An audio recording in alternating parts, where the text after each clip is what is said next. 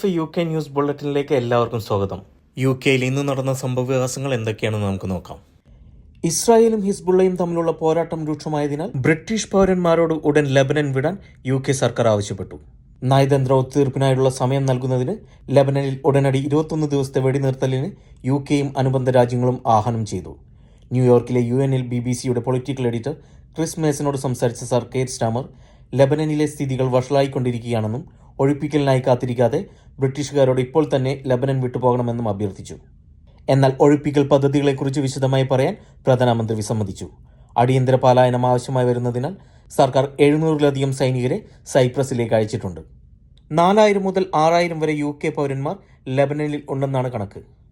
ലെബനനിലെ ഏക civilian വിമാനത്താവളമായ Beirut Rafiq ഹരരി international എയർപോർട്ടിൽ നിന്നും middle east airlines, Iraq Airways, Iran air എന്നീ കമ്പനികൾ മാത്രമാണ് ഇപ്പോൾ പ്രവർത്തിക്കുന്നത്. ഇതിനിടെ UK-യിലും മറ്റു രാജ്യങ്ങളിലും തീവ്രവാദ സംഘടനയായി നിരോധിക്കപ്പെട്ട ഹിസ്ബുള്ള വടക്കൻ ഇസ്രായേലിലേക്കും ഇസ്രായേൽ അധിനിവേശ ഗോലാൻ കുന്നുകളിലേക്കും 8000-ലധികം റോക്കറ്റുകൾ വിക്ഷേപിച്ചു. തിങ്കളാഴ്ച ഇസ്രായേൽ നടത്തിയ വ്യോമാക്രമണ പരമ്പരയിൽ ഇതുവരെ 569 പേർ കൊല്ലപ്പെട്ടതായി ലെബനീസ് സർക്കാർ അറിയിച്ചു. സൈബർ സെക്യൂരിറ്റി ആക്രമണത്തിന് ശേഷം UK-യിലുടനീളമുള്ള നിരവധി ട്രെയിൻ സ്റ്റേഷനുകളിലെ വൈഫൈ നെറ്റ്വർക്കുകൾ താൽക്കാലികമായി നിർത്തിവെച്ചു. സൈബർ ആക്രമണത്തെ തുടർന്ന് London Euston, Manchester Piccadilly, Birmingham New Street എന്നിവയുൾപ്പെടെയുള്ള 19 സ്റ്റേഷനുകളുടെ വൈഫൈ സേവനങ്ങൾ ബുധനാഴ്ച രാത്രി നിർത്തിവെച്ചു. വ്യാഴാഴ്ച രാവിലെയും വൈഫൈ സേവനങ്ങൾ ഡൗൺ ആണ്. മാഞ്ചസ്റ്റർ പിക്കാഡ്ലി സ്റ്റേഷനിൽ വൈഫൈ ആക്സസ് ചെയ്യുന്ന യാത്രക്കാരെ വി ലവ് യു യൂറോപ്പ് എന്ന വെബ് പേജിലേക്ക് ഡയറക്ട് ചെയ്തതായി മാഞ്ചസ്റ്റർ ഈവനിംഗ് ന്യൂസ് റിപ്പോർട്ട് ചെയ്തു. ഇതിൽ ഇസ്ലാമോഫോബിക് സന്ദേശങ്ങളും UK-യിലും യൂറോപ്പിലും നടന്ന നിരവധി ഭീകരാക്രമണ വിശദാംശങ്ങളും ഉൾപ്പെടുന്നു. നെറ്റ്വർക്ക് റെയിലിനായി വൈഫൈ സേവനങ്ങൾ നൽകുന്ന കമ്പനിയായ ടെലന്റ് സൈബർ സെക്യൂരിറ്റി അറ്റാക്കിനെ കുറിച്ച് തങ്ങൾക്ക് അറിയാമായിരുന്നുവെന്നും നെറ്റ്വർക്ക് റെയിലുമായും മറ്റ് പങ്കാളികളുമായും അന്വേഷണം നടത്തുകയാണെന്നും BBC-യോട് സ്ഥിരീകരിച്ചു. King's Cross, London Bridge, Euston Victoria Cannon Street, Charing Cross, Liverpool Street, Clapham Junction, Waterloo, Paddington എന്നീ 10 വലിയ ലണ്ടൻ ട്രെയിൻ സ്റ്റേഷനുകളെയും ഈ അറ്റാക്ക് ബാധിച്ചു.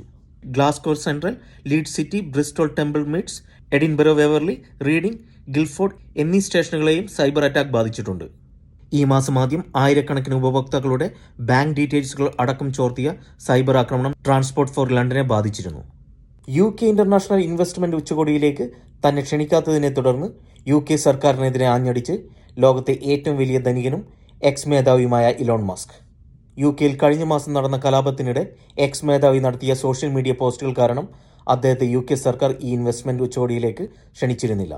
സോഷ്യൽ മീഡിയ പോസ്റ്റുകളുടെ പേരിൽ ആളുകളെ തടവിലാക്കുകയും എന്നാൽ ബാലപീഡകരെ ജയിലിൽ നിന്ന് വിട്ടയക്കുമ്പോൾ ആരെങ്കിലും UK-യിലേക്ക് പോകുമെന്ന് താൻ കരുതുന്നില്ലെന്ന് എലോൺ മസ്ക് എക്സിൽ കുറിച്ചു. സ്കോട്ട്ലൻഡിലുടനീളമുള്ള NHS കൺസൾട്ടന്റ്മാർക്ക് 10.5% ശമ്പള വർധന വാഗ്ദാനം. നഴ്സുമാരും ഹെൽത്ത് കെയർ സ്റ്റാഫുകളും 5.5% ശമ്പള വർധനവ് പരിഗണിക്കുമ്പോഴാണ് കൺസൾട്ടന്റുമാർക്ക് 10.5% ഓഫർ വരുന്നത്. 10.5% ശമ്പള വർധനവ് അംഗീകരിച്ചാൽ ഒരു വർഷം 10,000 പൗണ്ടിനും 13,500 പൗണ്ടിനും ഇടയിൽ കൂടുതൽ വരുമാനം കൺസൾട്ടന്റുമാർക്ക് ലഭിക്കും. സാമൂഹ്യക്ഷേമ ആനുകൂല്യങ്ങൾ തട്ടിപ്പിലൂടെ കൈപ്പറ്റുന്ന അനർഹരെ കണ്ടെത്താൻ UK സർക്കാർ. ഋഷി സുനക് സർക്കാരിന്റെ കാലത്ത് അവതരിപ്പിച്ച ആനുകൂല്യങ്ങൾ കൈപ്പറ്റുന്നവരുടെ ബാങ്ക് അക്കൗണ്ടുകൾ വിശദമായി പരിശോധിക്കാൻ വെൽഫെയർ ഉദ്യോഗസ്ഥർക്ക് സർ കെയ്ർ സ്റ്റാമർ അനുവാദം നൽകി. തട്ടിപ്പുകാരെ പെട്ടെന്ന് പിടികൂടുന്നതിനു വേണ്ടി ബാങ്കുകൾക്കും മറ്റ് സാമ്പത്തിക സ്ഥാപനങ്ങൾക്കും ബാങ്ക് വിവരങ്ങൾ സർക്കാരുമായി പങ്കുവയ്ക്കുന്നത് നിർബന്ധമാക്കും.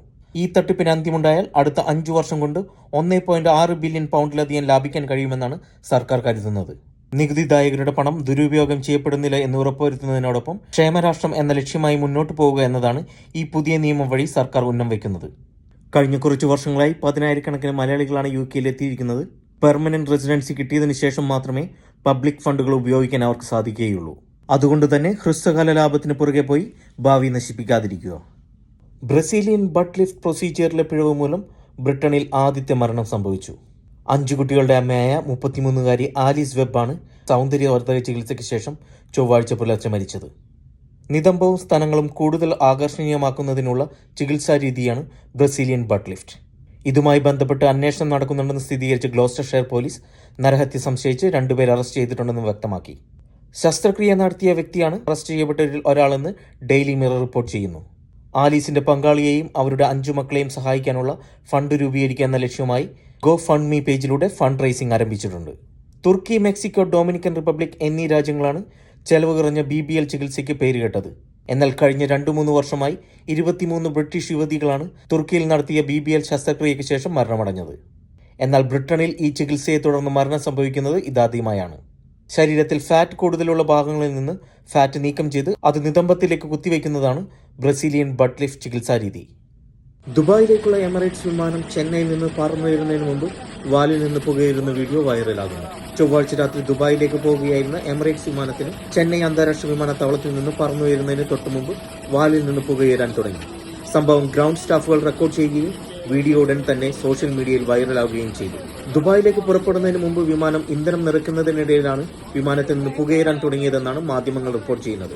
എമിറേറ്റ്സ് എയർലൈൻ പ്രതികരണം അനുസരിച്ച് സംഭവത്തിന് മിനിറ്റുകൾക്ക് ശേഷം വിമാനത്തിൽ 300ഓളം യാത്രക്കാർ കയറേണ്ടതായിരുന്നു. നേരത്തെ രാത്രി 10 മണിക്ക് പുറപ്പെടേണ്ടിയിരുന്ന വിമാനം 2 മണിക്കൂറിലധികം വൈകി രാത്രി 12:30 പുറപ്പെടുകയും ചെയ്തു.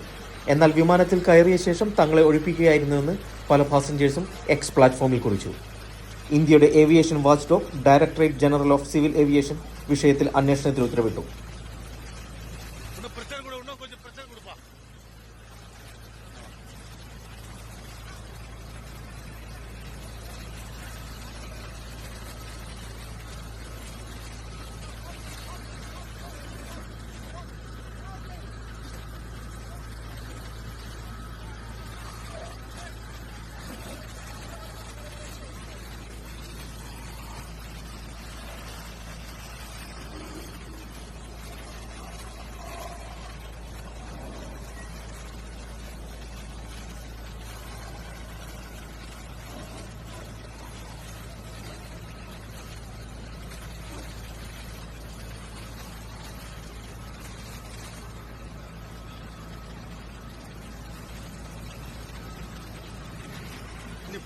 കൂടുതൽ UK, യൂറോപ്പ്, അമേരിക്കൻ, ഓസ്ട്രേലിയൻ വാർത്തകൾക്കായി ചാനൽ ദയവായി സബ്സ്ക്രൈബ് ചെയ്യുക.